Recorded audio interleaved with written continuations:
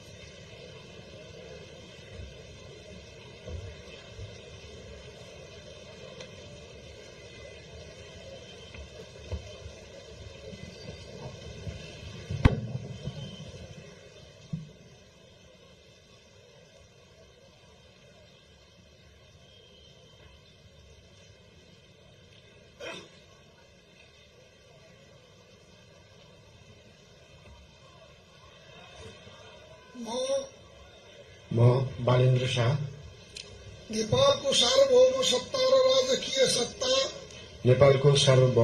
र राजकीय सत्ता नेपाली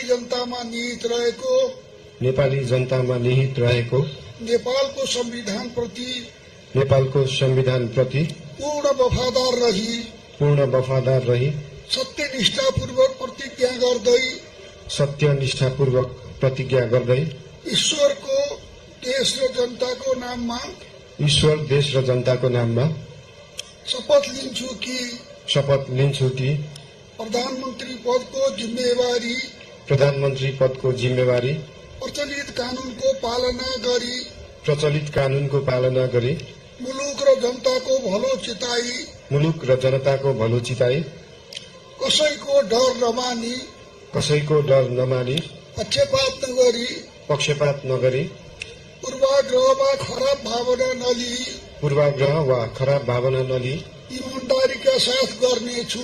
ईमानदारीका साथ गर्नेछु र आफ्नो कर्तव्य पालनको सिलसिलामा आफूलाई जानकारीमा आएको कुरा म पदमा बहाल रहँदा वा नरहँदा जुनसुकै अवस्थामा पनि प्रचलित कानूनको पालना गर्दा बाहेक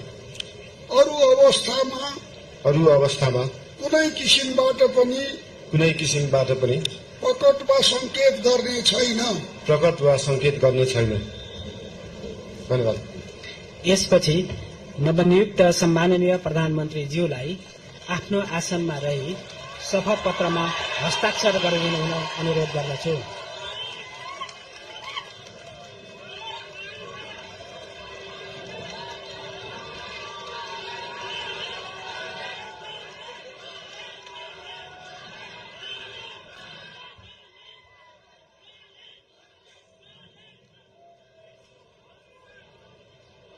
सम्माननीय प्रधानमन्त्री श्री बालेन्द्र शाहज्यूबाट प्रधानमन्त्री पदको पद तथा गोपनीयताको शपथ लिने काम सम्पन्न भएको छ।